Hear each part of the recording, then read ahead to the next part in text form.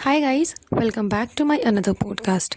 आज के पॉडकास्ट में हम डिस्कस करते हैं मैडम के लेटेस्ट पोस्ट के बारे में, जिसमें कि मैडम को अच्छी खासियाँ मतलब काफ़ी कुछ गाली सुनने को मिली है। मुझे ऐसा लगता है कि अभी तक ऐसा कोई भी इसका पिक्चर नहीं होगा, ऐसा कोई भी इसका व्लॉग नहीं होगा जिसमें इसको गालियाँ ना पड़ी हो या फिर ये ट्रोलिंग का शिकार नहीं हो। मतलब इतना भी कोई कैसे ट्रोल हो सकता है यार।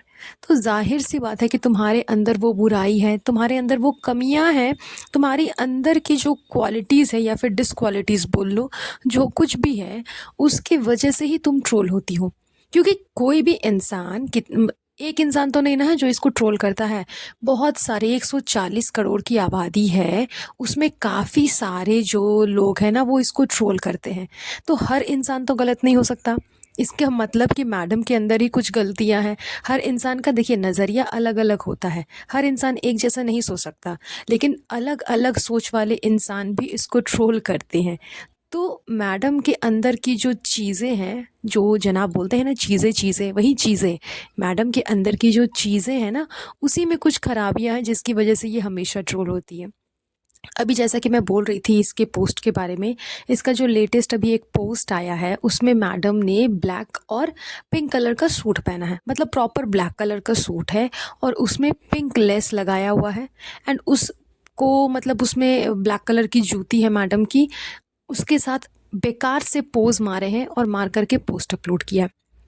अब अधिकतर लोगों का ये कहना है कि इतना बेकार सूट, इतना लो क्वालिटी का सूट सिर्फ मैडम ही पहन सकती है, और उसमें लो क्वालिटी वाला लेसम लेस, मतलब बिना लेस के बिना गोटा पट्टी के इनका कोई सूट कंप्लीट होता ही नहीं है। और कितने सूट यार, मतलब सूट से इनका मन नहीं भरता। कितने सूट्स पहनोगी, कभी तो कुछ चेंज कर लो, कभी तो कुछ अलग पहन लो।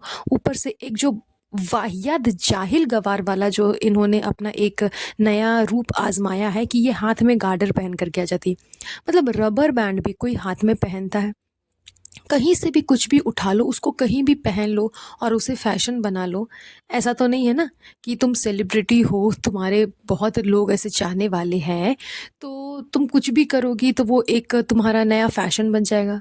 अब कल को मैडम अलग अलग सैंडल्स पहन करके आ जाएंगी, दोनों काल में अलग अलग इयररिंग्स पहन के आ जाएंगी और बोलेगी ये फैशन है। तो ऐसा तो होता नहीं है यार कि हाँ कुछ भी पहन लो, कहीं से भी उठा लो, उसको कहीं भी पहन लो और उसको फैशन बना लो।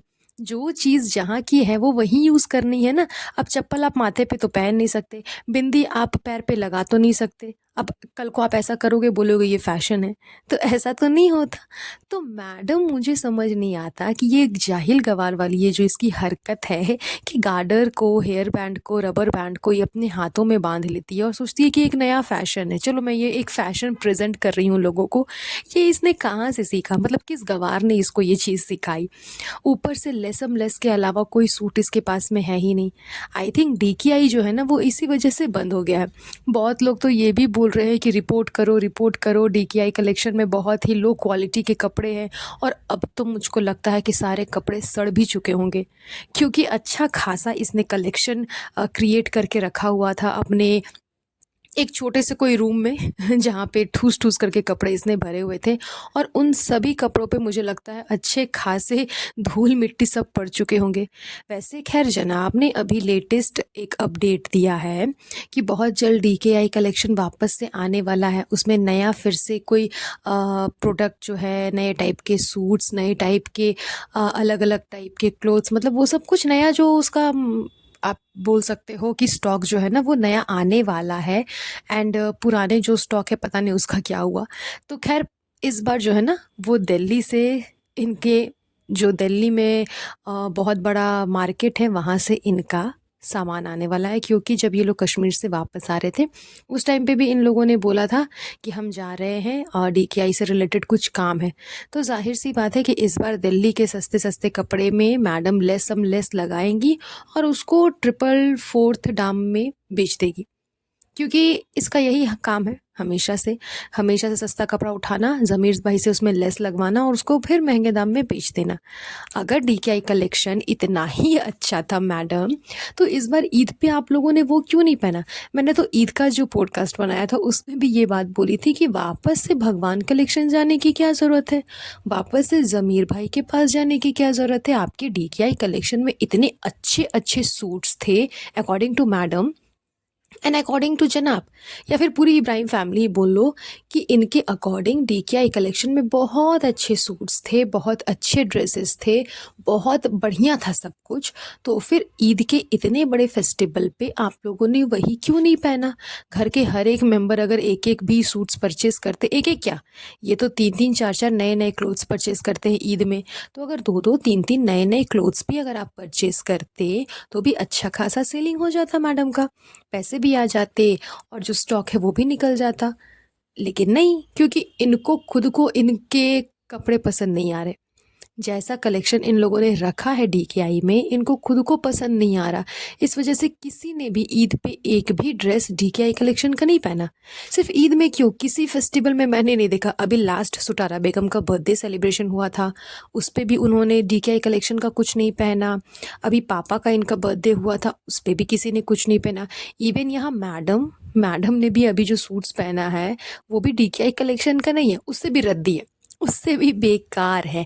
तो मुझे लगता है कि अब जो नया स्टॉक आएगा ना, वो इसी तरह से बेकार कलेक्शन ही आएगा, ओनली प्लेन सूट्स और उसमें एक लेस या फिर गोटा पट्टी, दैट्स ऑल। एंड इसके प्राइजेस आपको थाउजेंड्स, 2000s, 5000 से ऊपर के जाएंगे, मतलब 100 में तो आएंगे ही नहीं, 1000 ही पार कर जाएंगे या फिर लाख भी पार कर सकते हैं, क्योंकि मैडम का कलेक्शन है भाई, कुछ भी हो सकता है। तो इतना ज़्यादा ट्रोलिंग मैडम का हो रहा है उसके ड्रेस की वजह से।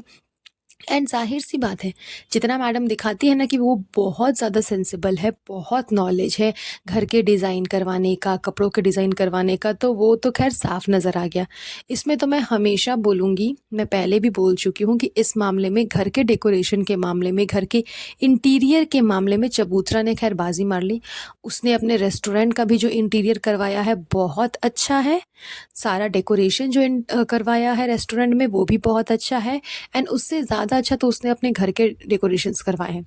भले वो हर महीने या फिर हर साल वो चेंज करते रहती है अपने घर का इंटीरियर, रिनोवेशन, हमेशा रेनोवेशन तो खैर इनका हमेशा का लगा हुआ है, लेकिन इस बार जो इसने करवाया है वो बहुत ज़्यादा अच्छा करवाया है, उसमें कोई शक नहीं है।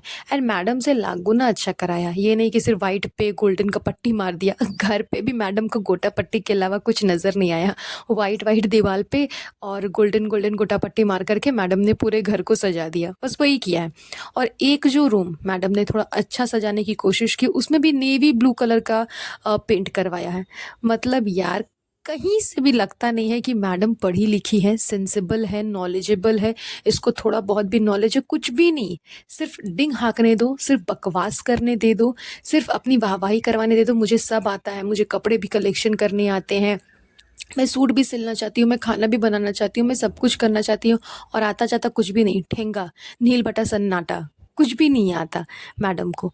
उससे अच्छा चबूतरा है कि कम से कम जो कुछ भी उसने किया या फिर करवाया, बहुत ही अच्छा करवाया और बहुत अच्छा लग भी रहा है। अभी नए जनरेशन के नए नए एडवांस टेक्नोलॉजी के जो कुछ भी चीज़ें आ चुकी है, उस चीज़ को यूज़ करते हुए उसने अपने घर को रेडी करवाया, वो बहुत अच्छा करवाया अकॉर्डिंग टू मैडम।